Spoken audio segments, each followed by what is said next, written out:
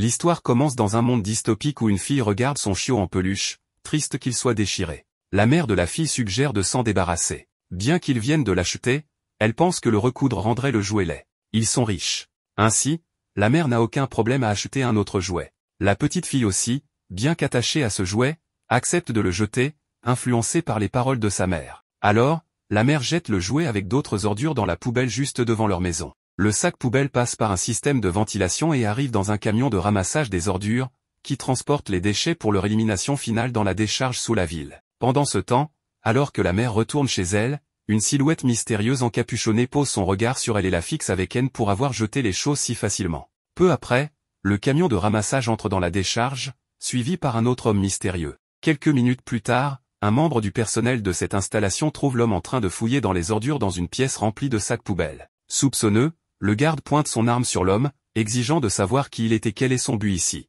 Le garde mentionne qu'il y a eu un rapport récent sur un voleur d'ordures qui ternit la beauté de la ville en déplaçant les déchets à l'extérieur. Soupçonnant que l'homme est ce voleur, le garde déclenche l'alarme d'urgence et, en quelques secondes, 2 autres membres du personnel arrivent pour appréhender l'homme. L'homme jette des ordures sur les gardes, les prenant par surprise, sans jeu de mots, et s'échappe de la pièce par les conduits. Mais alors qu'il est sur le point de sortir par la porte arrière, celle-ci se ferme sur lui, donnant au garde l'opportunité de tirer. L'homme active un pouvoir caché, augmentant sa vitesse, lui permettant d'esquiver les balles comme un ninja. Il est effleuré par une balle, mais parvient finalement à s'échapper par le système d'égout. Une fois les choses calmées, il sort dans une rue vide et parle enfin, affirmant qu'il n'est pas un voleur et qu'il a fait tout cela pour récupérer des choses qui ne méritaient pas d'être jetées, y compris le chiot en peluche. Le lendemain matin, des rumeurs circulent sur le voleur d'ordures, et 2 femmes discutent de combien ces personnes sont nuisibles pour la société, les qualifiant de sauvages. Un homme d'âge moyen en vêtements sales, clairement un paria dans cette société propre, entend les commérages, mais choisit de ne pas s'engager dans une dispute et s'éloigne, quittant la ville par une petite porte. Il entre dans un bidonville juste à l'extérieur de la ville. L'homme relaie les nouvelles aux habitants sur la rumeur qui se répand à leur sujet, et tout le monde devient inquiet, pensant que la police va maintenant les poursuivre. Une fille nommée Chiwa soupçonne immédiatement son ami Rudo, le garçon aux yeux rouges, qui est certainement le même enfant qui a causé tout ce drame. Rudo est actuellement occupé à réparer tous les déchets qu'il a collectés lors de sa chasse, principalement des jouets et des accessoires réparables, et ne remarque pas Chiwa au début. Chiwa s'approche et lui demande s'il a encore risqué sa vie en entrant dans la ville juste pour voler des ordures. Elle lui rappelle à quel point les habitants de la ville sont stricts sur le contrôle des déchets et que s'il se fait prendre, il pourrait passer le reste de sa vie en prison. Rudo répond que ce ne sont pas des ordures, mais des objets parfaitement utilisables que ces riches gamins de la ville jettent sans y réfléchir. Il exprime combien il se sent mal pour ces objets qui ne méritent pas un tel traitement, et c'est pourquoi il les a ramenés ici, pour les réparer et peut-être les vendre aux habitants des bidonvilles. Chiwa comprend la motivation de Rudo, mais en même temps, elle ne peut s'empêcher de se demander si son ami est tombé amoureux des ordures ou quelque chose comme ça. 3 autoproclamés élites de ce bidonville arrivent pour intimider Rudo. Le gars du milieu commente l'odeur nauséabonde et dit à Chiwa qu'elle ne devrait pas traîner avec ce loser ramasseur d'ordures. Un autre des intimidateurs donne un coup de pied à une lampe que Rudo vient de réparer et dit moqueusement, ça ne sert à rien de réparer des ordures, car personne n'utilisera quoi que ce soit touché par ce loser. Chiwa ne comprend pas quel est le problème de ces 3 idiots, car elle pense qu'ils sont tous comme Rudo, pauvres, discriminés, bien sûr, sales. Mais l'intimidateur n'est pas d'accord, affirmant qu'ils ne sont rien comme Rudo et qu'ils peuvent sortir de ce ghetto s'ils travaillent dur. Apparemment, ce bidonville a été construit pour y jeter les criminels. Et les 3 intimidateurs, Chiwa et Rudo, sont tous des descendants de criminels. Les choses allaient prétendument bien pour eux tous jusqu'à ce que les parents de Rudo se lancent dans une série de meurtres, détruisant toute pitié ou confiance qu'il restait aux résidents de la ville. Après que les intimidateurs finissent par partir, Chiwa remonte le moral de Rudo, disant qu'il est une bonne personne et qu'il réussira sûrement dans la vie. Elle remarque alors le chiot en peluche, et Rudo lui dit hésitamment qu'il veut en fait lui offrir en cadeau. Mais avant qu'elle ne puisse le prendre, la mère de Chiwa arrive et lui dit de s'éloigner de lui, l'entraînant loin de là. Rudo rentre chez lui et trouve l'homme nommé Recto à l'intérieur. C'est le même homme que nous avons vu plus tôt écouter les 2 femmes en ville. Recto se moque gentiment de Rudo pour avoir échoué à impressionner Chiwa, révélant qu'il a tout entendu. Mais blague mise à part, Recto veut savoir comment s'est passée la collecte de déchets de Rudo la nuit dernière. Recto dit à Rudo qu'il n'a pas besoin de passer par tout ce tracas pour gagner de l'argent, car il est encore un enfant. Recto dit que, bien qu'il ne soit pas lié par le sang, il considère toujours Rudo comme sa famille. Rudo est reconnaissant envers Recto pour cela, révélant que Recto l'a recueilli lorsqu'il a été abandonné après l'incident impliquant ses parents et l'a élevé depuis. C'est pourquoi Rudo veut le rembourser en faisant tout ce qu'il peut, y compris collecter des ordures dans la ville. Recto remarque la blessure sur le bras de Rudo et, réalisant qu'il a été touché par une balle, la traite immédiatement, lui disant strictement d'arrêter d'aller à la décharge désormais. Rudo ne pense pas que cette éraflure soit quoi que ce soit comparé aux cicatrices qu'il a reçues à cause de ses vrais parents, révélant que ses 2 mains sont couvertes de marques noires. Malgré tout, Recto dit à Rudo d'arrêter avant que les flics ne découvrent son identité. S'il est attrapé, il sera sûrement envoyé dans l'abîme, le même endroit où le père de Rudo a été jeté. Depuis son enfance, Rudo a toujours été méprisé par tout le monde à cause de ses mains d'apparence inhabituelle. Et depuis que Recto lui a donné ses gants, il a eu la confiance nécessaire pour avancer. Quoi qu'il en soit, Recto taquine à nouveau Rudo, lui disant d'agir vite et de donner le chiot en peluche à Shiwa avec un baiser sur la joue en bonus.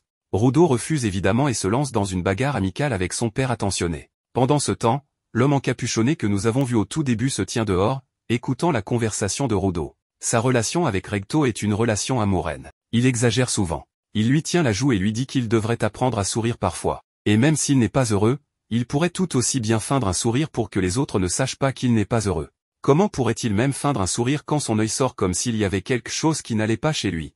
Il finit par échapper à l'emprise de Recto et sort de la maison. Il regarde autour de lui et voit qu'il est le matin. Alors il se demande si Shiwa est maintenant dehors. Il marche vers l'abîme, se rappelant qu'il n'a même pas à aller si loin pour trouver des ordures, car toutes les ordures de cette zone sont jetées dans l'abîme. L'abîme est un immense site de décharge. Et pas seulement des ordures comme des objets inutiles y sont jetés. Même les humains pêcheurs sont également jetés là-dedans. Il regarde l'abîme et voit qu'un criminel est sur le point d'être jeté. Il se souvient que son père a également été jeté dans l'abîme. Du moins, c'est ce qu'il a entendu, et il ne peut pas confirmer si c'est vrai ou non.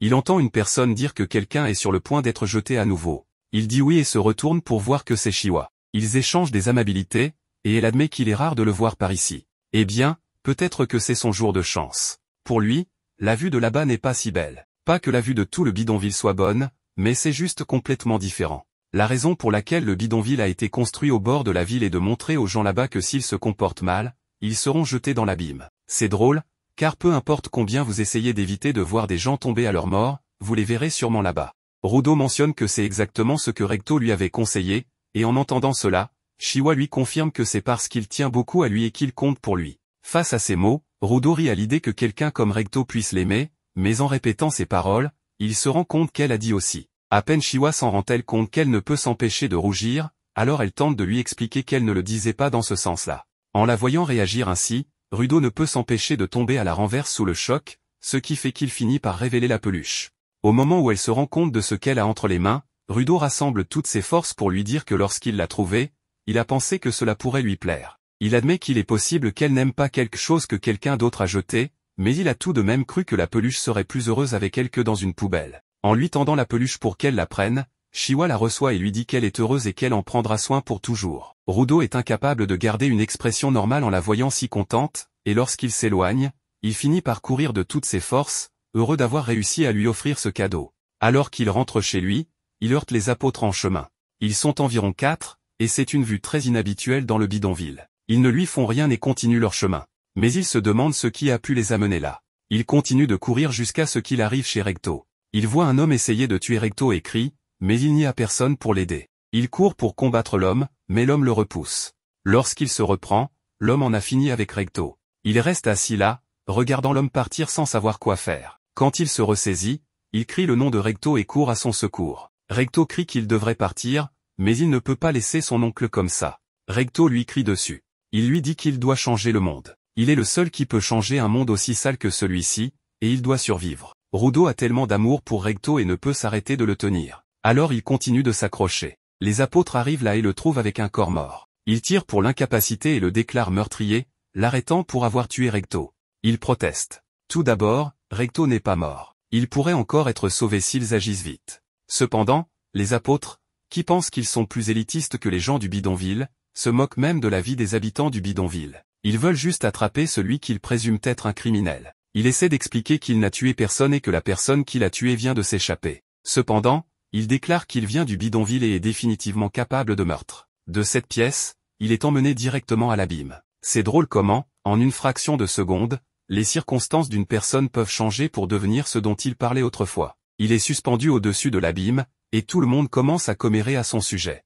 Shiwa, compréhensiblement, entend aussi. Il parle de comment il est devenu un meurtrier d'enfants qui a tué l'homme qui s'occupait de lui. Shiwa est déçue, car elle avait de grands espoirs pour lui. Alors qu'il est sur la corde pour être jeté, les apôtres déclarent qu'il est un criminel qui mérite d'être jeté dans l'abîme. Tout le monde commence à crier le slogan « Du bidonville à l'abîme » et à presser l'apôtre de le jeter. Il se demande s'il y a quelqu'un qui veut l'écouter. Il ne l'a pas fait, et personne ne veut le croire. Il regarde autour de lui et voit Chiwa dans la foule. Elle ressemble à un visage familier, mais il peut sentir qu'elle le condamne aussi. Elle parle dans son esprit qu'elle lui faisait confiance. Elle a parlé pour lui-même quand les autres ont déclaré qu'il était un meurtrier. Mais il l'a déçu et s'est finalement transformé en un meurtrier d'enfants.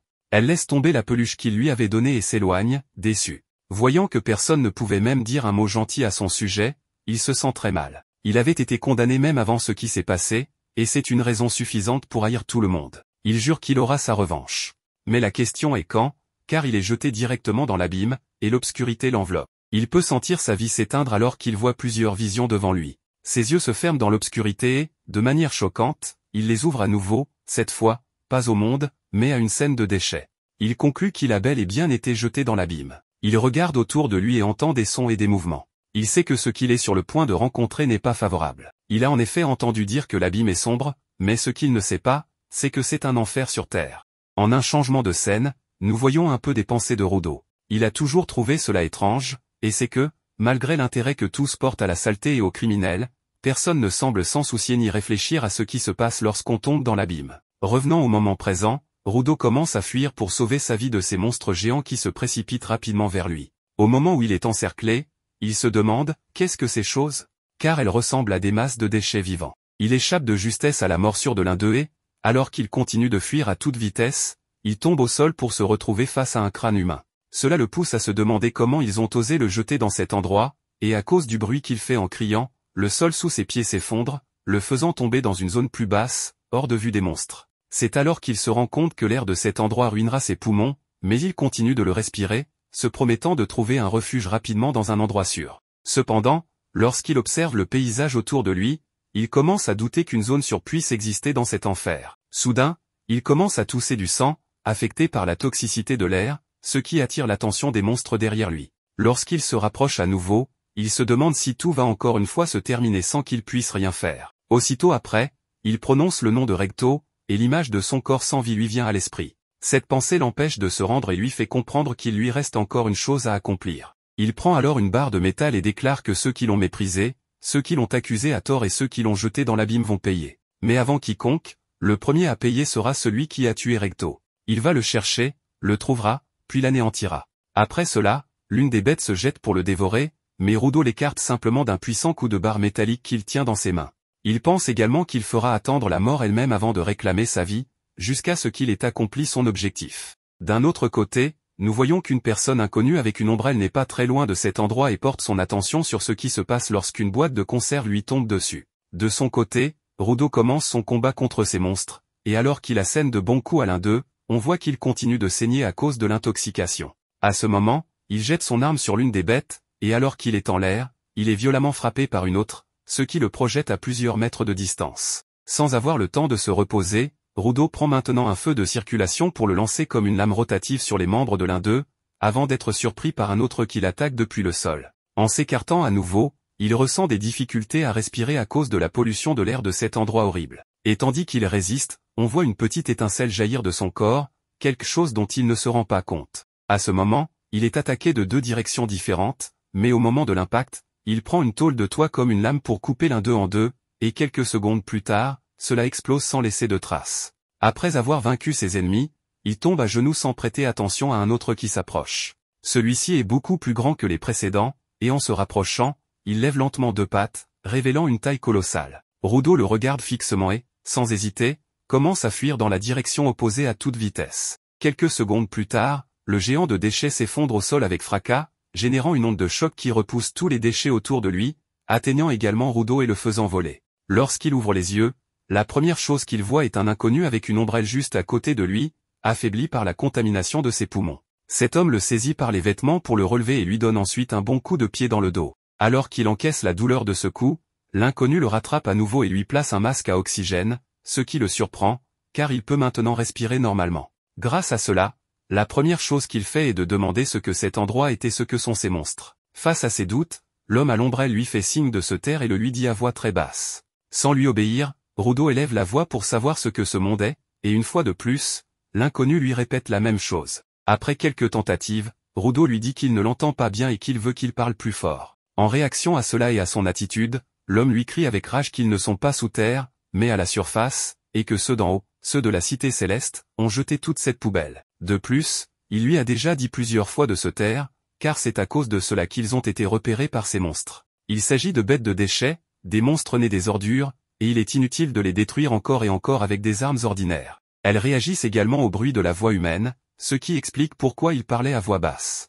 Mais maintenant, tout est ruiné à cause de lui, et comme les bêtes d'ici sont spéciales, elles voulaient faire du bruit. Lorsqu'une des bêtes se trouve derrière lui, soudain une aura brillante enveloppe son ombrelle pour en changer l'apparence. L'homme mentionne que, bien que ce ne soit pas la meilleure tactique de survie, il se sent mieux après avoir crié un peu, et il dirige ensuite son ombrelle vers le monstre pour la faire tourner à grande vitesse, causant sa destruction lorsqu'il tente de l'attaquer. Rudo observe que ce monstre ne revient pas à la vie, car ses morceaux se désintègrent peu à peu. Malgré cela, l'homme remarque qu'une énorme quantité de bêtes est présente pour les attaquer, et sans hésiter, il les détruit rapidement l'une après l'autre avec de simples attaques. En assistant à cela, Rudo se demande si sa technologie est quelque chose de spécial dans l'abîme ou s'il possède un pouvoir unique. Il pense aussi que s'il avait un pouvoir comme celui-ci, il pourrait se venger de ceux d'en haut. L'une des bêtes lance une attaque à longue distance, mais l'homme fait simplement tourner son ombrelle pour neutraliser cette masse d'acide. Et lorsque ce liquide se divise en morceaux pour tomber au sol, il provoque de grandes explosions instantanées. Ensuite, l'inconnu se jette sur le monstre, s'élève dans les airs et tient son ombrelle contre son corps. Dès qu'il dirige la pointe vers la bête, il l'enveloppe de pouvoir pour exécuter une attaque spéciale, qui la fait s'écraser contre sa tête comme un projectile. L'impact génère une onde de choc autour de lui, et la force exercée explose, non seulement la bête, mais aussi le sol lui-même, la vainquant en un instant. Une fois cela terminé, il revient vers Rudo et lui dit qu'il est bon qu'il soit encore vivant, tandis que ce dernier lui demande qui il est. À sa question, l'homme retire son casque pour se présenter comme Engine, et en enlevant son masque à oxygène, il ajoute qu'il est un simple et humble nettoyeur. Immédiatement, il commence à se tordre à cause de la puanteur de l'air et remet son masque, reprochant à Rudo de l'avoir forcé à faire cela. Rudo reste silencieux, car il s'effondre soudainement inconscient à cause de l'épuisement. Ici, nous revenons au passé de Rudo, où Recto, en le voyant arriver sale, lui demande ce qui s'est passé. Rudo répond qu'il a été poussé, car il a dit aux enfants habituels que les choses ont une vie, mais ils se sont moqués de lui et l'ont frappé. Recto lui demande s'il s'est vengé d'eux, et quand il répond que non, il le félicite de ne pas l'avoir fait. Ensuite, Rudo lui rappelle qu'il lui avait parlé il y a longtemps d'un esprit qui habiterait les choses qu'il utiliserait pendant longtemps. En entendant cela, Recto suppose que c'est à cause de cela qu'il a interprété que les choses ont une vie. Il clarifie que ce n'est pas le cas, c'est juste un vieux dicton pour encourager à bien prendre soin des choses, bien qu'en réalité, lui-même croit que c'est vrai. Pendant qu'il le nettoie de la saleté, il suggère que cette serviette pourrait le laisser propre grâce à l'esprit qu'il habite. Rudo lui demande si les choses autour de lui ont aussi des esprits, et Recto répond qu'il est possible que oui. Et lorsque Rudo porte son attention sur ses gants, il lui dit que certainement, un jour, un esprit les habitera s'il en prend bien soin. C'est là que Rudo se réveille peu à peu, et la première chose dont il se rend compte, c'est qu'il est complètement enchaîné. Engine le salue tranquillement, mais Rudo commence à l'insulter, voulant savoir pourquoi il est ainsi attaché et ce qu'il compte faire de lui. Après l'avoir écouté, Engine clarifie qu'il le transporte délicatement car il était évanoui, mais Rudo exige qu'on le libère, car il doit remonter immédiatement. Engine l'informe que malheureusement, ce ne sera pas possible, et que ici, ils appellent la cité céleste le monde supérieur. Il lui demande alors comment il prévoit de voler jusqu'à là-haut, soulignant qu'il s'agit d'une hauteur gigantesque à parcourir. Il lui indique aussi que la cité céleste est toujours en mouvement. Bien qu'il y ait plusieurs autres raisons, ce qu'il essaie de dire, c'est que ce n'est pas possible maintenant, donc s'il a bien compris, il veut qu'ils se taisent, sinon ils seront mangés. Malgré cela, Rudo jure qu'il reviendra, quoi qu'il dise. Et d'après ce qu'il a dit sur le fait que ce n'est pas possible maintenant, il suppose qu'il connaît donc une façon d'aller à la cité céleste. À cause de cela, il lui demande de lui raconter tout ce qu'il sait sur ce monde, ainsi que sur les monstres d'avant et le pouvoir qu'il a utilisé, car il veut utiliser tout cela pour mettre fin à ce type et aux gens de la cité céleste. Soudain, Engine retire son casque et lui dit que s'il insiste autant, il accepte de lui donner une leçon sur quel genre d'endroit est celui-ci. En le traînant le long d'un chemin, ils arrivent dans un endroit où il y a moins de déchets. Là, il l'avertit que tout est entre ses mains, puis fait demi-tour et l'abandonne sans prêter attention aux plaintes de Rudo, qui se rend compte quelques secondes plus tard qu'il y a d'autres personnes à cet endroit. Ils sont surpris par sa présence, et l'un d'eux juge que, d'après ses vêtements, il s'agit d'un habitant de la cité céleste, mais comme il ne veut pas tirer de conclusion hâtive, il lui demande calmement d'où il vient. Avec un peu de nervosité, Rudo répond qu'il est tombé de la cité céleste, ce qui fait que tous enlèvent brusquement leur masque, montrant beaucoup d'excitation d'avoir un habitant d'en haut. Rudo leur demande qui ils sont, tandis que s'étonne qu'ils parlent la même langue. Lorsqu'il réalise qu'il a peur, le chef lui explique que d'ordinaire, il ne trouve que les corps qui tombent de la cité céleste. Il considère aussi que c'est une manière horrible et cruelle de l'attacher, alors il accepte de le détacher. Pendant qu'il le fait, Rudo commence à penser que c'est un homme plus raisonnable que Engine, mais sans s'en rendre compte, il l'attache à l'intérieur d'un véhicule, craignant qu'il ne s'échappe. Comme il scelle la bouche de Rudo, il n'a d'autre choix que de se débattre. En revanche, le chef lui raconte que les corps des Célestiens se vendent très cher, car beaucoup de gens les désirent, commençant par le cadavre entier, mais aussi les yeux, les bras, les jambes et les vêtements. Ensuite, il précise que leur valeur vient du fait que tout le monde les hait. Cela parce qu'ils ne cessent de leur jeter des ordures d'en haut. L'accumulation de ces déchets est ce qui a créé une atémocité céleste toxique, donnant naissance à ces monstres. Beaucoup sont morts sous les griffes de ces bêtes, d'autres ont été écrasés par les ordures, tandis que d'autres se sont retrouvés sans abri à cause de la pollution. Compte tenu de tout cela, il est normal que ces gens prévoient de le torturer ou de faire pire en public, et après l'avoir vendu, ils devront assister à son sort, mais comme ils ne veulent pas qu'il meure de faim, ils commencent à lui donner de la nourriture de force, qui est évidemment dégoûtante. À cause de sa réaction, le chef suppose qu'il considère la nourriture du bas monde comme des ordures et pense que les délicats de la cité céleste détestent toucher ce genre de choses. Au moment où il lui donne à manger à nouveau, Rudo lui mord violemment 2 de ses doigts, provoquant un recul de douleur alors que la chair est arrachée. Pendant ce temps, Rudo commence à mâcher cette chair et mange même plus que ce qu'on lui a laissé. Il leur dit que ce n'est pas de la poubelle, car on peut encore le manger sans problème. De plus, il dit que les gens sont tous pareils peu importe s'ils viennent de la cité céleste, du bas monde, d'en haut ou d'en bas. Alors qu'un pouvoir mystérieux émerge de ses mains et enveloppe les chaînes, Rudo leur conseille de ne pas tout diviser selon leur convenance. Après avoir brisé les chaînes d'un puissant coup, il leur jure qu'il ne se retiendra plus et déchaîne ce pouvoir sur le sol. Engine observe cela de loin et remarque qu'il possède une grande quantité d'énergie, ce qui confirme les soupçons qu'il avait sur lui. Ici, on répète les paroles que Recto avait dites à Rudo dans le passé, à propos du fait que certainement, un jour, un esprit habiterait ses gants s'il en prend bien soin, et qu'indubitablement, il lui apporterait de l'aide. Rudo prend les chaînes devant lui et leur insuffle du pouvoir, ce qui surprend les autres qu'il y ait quelqu'un comme ça aussi dans la cité céleste. Engine confirme totalement qu'il s'agit de quelqu'un capable de donner vie aux objets pour en extraire leur pouvoir, appelé forgeur d'âme. Lorsque les bandits tentent de l'attaquer, l'un d'eux prévient les autres qu'ils doivent viser la chaîne, car les forgeurs d'âme ne peuvent pas utiliser leur pouvoir sans leur objet. Mais lorsqu'ils parviennent à le lui enlever, Rudo prend un pneu au sol pour le transformer en arme. Cela surprend autant le chef que Engine, car il est capable d'utiliser plus d'un objet. Une fois qu'il a battu tout le monde, il se dirige lentement vers le chef des bandits, qui, malgré sa peur, l'insultant le traitant de dégoûtant célestien. Juste avant que Rudo ne tente de l'attaquer, Engine apparaît à temps pour l'arrêter et lui demander de se calmer. Cela ramène Rudo à la raison, ainsi que ses yeux, et maintenant les objets qui étaient suspendus en l'air tombent au sol. Le bandit s'évanouit à cause du choc, tandis que Rudo essaie de comprendre ce qui vient de se passer. Cela se produit en même temps que le dogmatique à ses côtés se transforme en cendre. Il se rend compte que lorsqu'il a repensé aux paroles de Recto, ses gants ont commencé à dégager ce pouvoir. Engine remarque qu'il commence à saigner du nez, alors il lui dit que son corps ne supporte pas autant de pouvoir et s'excuse, car il le mettait à l'épreuve pour confirmer qu'il possède ce pouvoir. De plus, il accepte de lui enseigner tout sur ce monde et sur ce pouvoir, mais en échange, il veut qu'il rejoigne les nettoyeurs, car ils ont besoin de lui. Rudo est un peu choqué par cette proposition, mais sans y réfléchir beaucoup, il lui dit qu'il ne veut pas. Dans une autre scène, on voit un individu sur le toit d'un bâtiment abandonné, surpris de recevoir un appel d'Engine. Il lui demande ce qui se passe, et après avoir entendu ce qu'il dit, il s'étonne qu'Engine ait trouvé un diamant brut. Engine lui raconte qu'il l'a trouvé par hasard dans la zone interdite, et qu'il possède une capacité très particulière. En fait, d'après ce qu'il a vu, c'est quelque chose d'exceptionnel. C'est pourquoi il l'a recruté comme nettoyeur et prévoit de le lui présenter plus tard. On voit maintenant Rudo allongé sur une civière, en train d'être soigné par un médecin. Après avoir entendu Engine, il lui rappelle qu'il n'a jamais dit qu'il rejoindrait leur groupe. Engine lui demande s'il pense vraiment pouvoir se permettre de choisir. Rudo lui explique qu'il doit retourner à la surface au plus vite. Il est alors interrompu par le médecin, qui s'exclame qu'il a eu de la chance de survivre à la zone interdite, car s'il avait respiré un peu plus d'air là-bas, il serait déjà mort. Et pour ne rien arranger, après ça, il s'est fait kidnapper. Il a vraiment la poisse, et devrait remercier le nettoyeur de lui avoir sauvé la vie. Rudo se fâche d'être sermonné, mais à ce moment-là, le médecin annonce que le traitement est terminé et les met dehors à grands cris. Une fois dehors, Rudo réfléchit un instant puis décide de remercier Engine d'avoir payé son traitement, mais précise qu'il cherche seulement des informations et qu'il n'a pas le temps d'être nettoyeur. Enjin lui rappelle alors que les types qui allaient l'emmener traitent les Célestiens comme des ordures. Il peut aller demander à qui il veut, mais si on découvre qui il est, ce sera sa fin.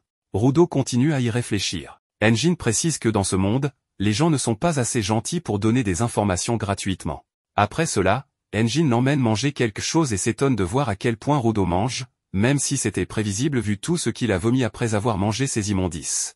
Rudo regarde autour de lui et remarque la ville et les gens qui circulent normalement. Il trouve cela surprenant, car il croyait que l'abîme n'était fait que de grandes montagnes de déchets.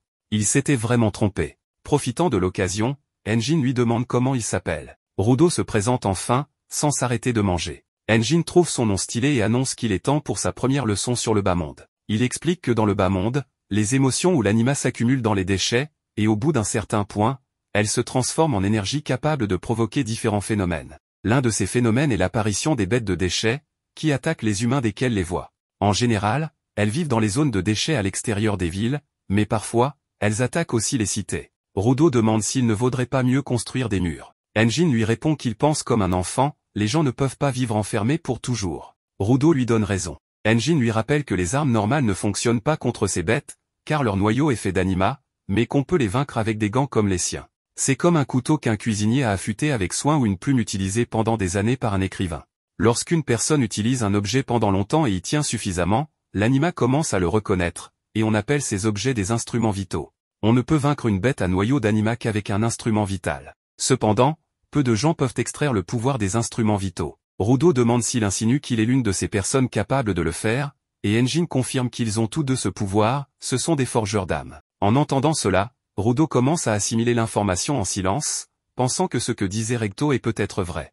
Enjin lui explique que les nettoyeurs sont une organisation qui extermine les bêtes et recrute donc les forgeurs d'âme. Rudo comprend alors pourquoi il a été invité à les rejoindre et demande s'il l'aidera à retourner à la surface s'il accepte. Cette question prend Enjin au dépourvu, et il avoue qu'en réalité, il n'a pas la moindre idée de comment y parvenir. Rudo est très surpris en entendant cela et s'énerve aussitôt, lui demandant pourquoi il a fait comme s'il savait. Mais Enjin lui répond qu'il ne lui a jamais dit qu'il savait. Cependant, il pense connaître quelqu'un qui pourrait l'aider, son chef, un véritable puits de savoir. Rudo est un peu irrité, car cela signifie qu'il doit d'abord le rencontrer. Laissant cela de côté, Enjin lui demande de lui parler de ses gants, de comment il les a obtenus. Rudo devient un peu plus réservé et lui explique que son père les lui a donnés quand il était enfant. Ce sont son trésor et le seul souvenir qu'il garde de lui. Enjin comprend immédiatement, ajoutant que même s'ils sont usés et vieux, il voit qu'il les soigne encore avec tendresse. C'est bien de prendre soin des choses auxquelles on tient, même si la plupart des gens n'arrivent pas à faire quelque chose d'aussi basique. Selon lui, ce sont de bons gants, avec une âme en eux, et il espère qu'il continuera à les protéger ainsi. Rudo est touché par ces paroles et se souvient alors précisément du moment où Recto lui a donné ses gants, ce qui l'émeut un peu. Soudain, le bracelet d'Enjin émet un son. Il se lève et annonce qu'il est en retard. La leçon sur le bas-monde est terminée. Avant qu'il parte, Rudo l'arrête et le remercie pour tout ce qu'il a fait, s'excusant de ne pas l'avoir dit plus tôt. Enjin sourit et lui lance une bourse de pièces en disant que c'est tout l'argent qu'il a pour le moment, alors il doit le dépenser avec sagesse. Rudo est surpris qu'il lui donne même de l'argent et lui demande s'il n'a pas de problème avec ça. Enjin répond que ce n'est pas un souci, c'est l'argent qu'il a reçu en vendant ses vêtements. Il s'en est servi pour payer son traitement et ses repas. En apprenant cela, Rudo perd toute sa retenue et lui crie qu'il va lui donner une raclée. Enjin lui explique quand même qu'on ne peut pas porter de vêtements célestiens dans le bas-monde. Mais Rudo reste très en colère après son départ. C'est à ce moment qu'il voit un chat emporter sa bourse. Rudo le poursuit rapidement dans une ruelle sombre et tente de l'attraper, sans succès. Il se relève pour continuer à courir et, sur le chemin, attrape un bâton sans se rendre compte que quelqu'un le tenait. Grâce à ce bâton, il finit par attraper le chat, subit quelques griffures et récupère sa bourse. Quelques instants plus tard, la personne qui tenait le bâton s'approche et lui dit que ce qu'il tient lui appartient, donc il doit le lui rendre. Rudo est très confus, pensant qu'il parle de l'argent, qui lui appartient clairement. L'autre lui précise qu'il parle du bâton, espèce d'âne. Mais Rudo ne comprend pas l'importance de cette branche. Avant qu'il ne puisse réagir, l'homme se retrouve derrière lui et le pousse pour récupérer le bâton. Ensuite, il le renifle, ce qui fait dire à Rudo qu'il est bizarre, se droguer. Mais il remarque alors que son uniforme porte le même emblème qu'Enjin, ce qui signifie qu'il fait aussi partie des nettoyeurs. Soudain, le bâton de l'homme se met à briller. Après quelques manœuvres, il dit à Rudo qu'il ne peut pas voler un trésor sans en subir les conséquences. Lorsque le bâton se transforme, Rudo comprend qu'il est face à un nettoyeur. L'homme le prévient qu'il va lui donner une leçon, lui et son bâton. Sans hésiter, il le frappe au visage avec son bâton, disant que si on veut voler les trésors des autres, il faut être prêt à se faire blesser. Rudo est très secoué, il a à peine esquivé le coup. Mais il est surpris que l'homme connaisse déjà son nom.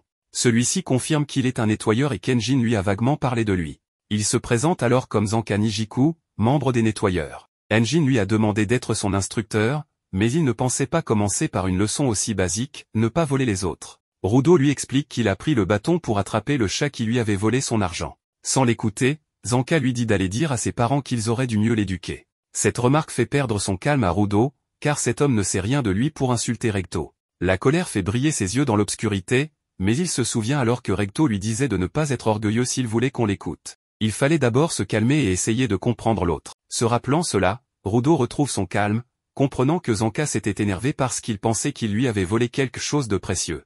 Si on voulait lui prendre ses gants, lui aussi s'énerverait. Il explique calmement qu'il ne savait pas que le bâton avait tant de valeur et s'excuse. En entendant cela, le bâton de Zanka cesse de briller. Il s'excuse à son tour, disant qu'il a perdu son sang-froid, mais ne voulait pas lui faire peur. Rudo reste silencieux, clairement troublé. C'est la première fois qu'il se réconcilie avec quelqu'un, et le conseil de Recto a vraiment fonctionné. Zanka l'aide à se relever, amicalement, et lui demande quel est son instrument vital. Rudo répond que ce sont ses gants, mais il ne sait pas encore quelle est sa capacité. Zanka les trouve stylés. Rudo remarque à quel point tout change quand il est calme. Ce qui fait la différence, c'est son sourire. Il se souvient que Recto lui disait de ne pas faire la tête. Il est surpris qu'un sourire puisse autant changer une personne, mais ne sait pas s'il est capable de sourire ainsi lui-même. Zanka parle de son bâton, mais Rudo ne l'écoute pas, se demandant s'il pourra un jour sourire sincèrement. Zanka lui demande pourquoi il a décidé de rejoindre les nettoyeurs. Rudo répond qu'il les aidera seulement jusqu'à atteindre son objectif, mais il dit cela avec une expression terrifiante et un sourire très forcé. En voyant cette expression horrible, Zanka s'énerve soudainement et dit que ce visage est affreux. Rudo, surpris, lui dit qu'il ne comprend pas pourquoi il s'énerve, c'est son meilleur sourire. Zanka lui répond qu'on ne peut pas appeler ça un sourire, c'est une grimace répugnante. Rudo se demande ce qu'il a mal fait. Il essaie à nouveau de sourire, mais malgré ses efforts, son expression reste effrayante. Zanka s'énerve davantage et lui demande s'il est malade. Il a été gentil, mais maintenant Rudo se moque clairement de lui avec cette tête. Rudo s'énerve à son tour, ne comprenant pas pourquoi il traite mal quelqu'un qui lui sourit. Zanka lui dit qu'il a peut-être pris la grosse tête parce qu'Enjin a vu du talent en lui, mais eux risquent leur vie chaque jour. Donc il trouve horrible que Rudo dise qu'il les aidera seulement jusqu'à atteindre son objectif, qui doit être trivial vu sa tête de clown. Rudo perd à nouveau le contrôle, se souvenant des derniers mots de Recto, qui lui a demandé de changer ce monde avant de mourir. Il regarde Zanka avec une expression sombre et lui dit que son objectif n'a rien de trivial, qu'il est lui aussi très sérieux, donc il ne doit pas se moquer de lui. Zanka confirme ses soupçons et dit qu'il a su dès qu'il l'a vu qu'il ne formerait pas une bonne équipe. Soudain, son bâton se met à briller, c'est le signal d'un duel. Rudo saisit un tube de fer dans les déchets et active le pouvoir de ses gants, disant qu'il a eu la même impression. Zanka est surpris de voir son pouvoir se transmettre à l'objet qu'il tient, son instrument vital est censé être ses gants. Il comprend alors que la capacité de Rudo est de transformer les objets qu'il touche en instruments vitaux. Les yeux de Rudo brillent. Zanka éclate de rire et lui dit que c'est de la triche, mais comprend pourquoi Enjin l'a appelé un diamant brut. Il veut tout de même qu'il n'oublie pas qu'un simple prodige ne peut rivaliser avec un super type comme lui. Zanka lève les mains, et se rend compte qu'il n'a plus son bâton. Ce dernier tombe du ciel à grande vitesse et détruit le sol sous ses pieds. Rudo prend ses distances, ne comprenant pas comment il a fait ça, mais Zanka ne lui laisse pas le temps de réfléchir et continue à attaquer. Pendant le combat, il lui dit qu'il réagit trop lentement, que seul son instrument vital vaut quelque chose. Rudo, furieux, tente de l'attaquer, mais Zanka le plaque au sol d'un coup de bâton, disant que ses attaques sont ridicules et que malgré son pouvoir, il reste un déchet. C'est alors qu'il remarque une tache sur son visage. En la sentant, il réalise que c'est de l'excrément. Cela l'énerve énormément, et il comprend que Rudo l'a attaqué avec un déboucheur de toilette sale. Rudo ne s'en était même pas rendu compte, mais se relève pour continuer à se battre, éclaboussant encore plus. Zanka esquive tous les coups et finit par fuir. Rudo ne comprend pas ce qu'il se passe, mais cela lui convient. Il le poursuit partout. Zanka tente de négocier une trêve, trouvant injuste qu'il utilise un truc pareil comme arme. Après avoir couru un moment, Zanka trébuche sur le chat d'avant. Rudo saute pour l'attaquer et il se retrouve couvert d'excréments. Il pousse un cri déchirant. Enjin arrive peu après et dit que c'est bien qu'ils soient désormais potes, même s'il est surpris de voir l'état de Zanka. En apprenant ce qui s'est passé, il rit sans pouvoir s'arrêter, disant que c'est la chose la plus drôle qu'il ait jamais entendue. Zanka reste silencieux, totalement mortifié, car il n'a jamais été aussi humilié. Rudo, de son côté, est encore en train d'assimiler le fait qu'il s'est battu avec des excréments. Quand il finit par arrêter de rire, Enjin dit à Rudo que Zanka est un expert des instruments vitaux, donc il doit apprendre de lui. Puis, Il demande à la fille à l'arrière du véhicule depuis quand elle est là. Elle s'appelle Rio. Elle regarde Rudo et dit qu'elle était juste curieuse, puis commence à jouer avec ses cheveux sans réfléchir. Rudo reste paralysé, ne sachant pas comment réagir, et se demande si dans le bas monde, c'est normal que les filles jouent ainsi avec les cheveux des garçons. Sans perdre de temps, Engine démarre le véhicule, annonçant qu'ils vont rentrer à la maison, le quartier général des nettoyeurs.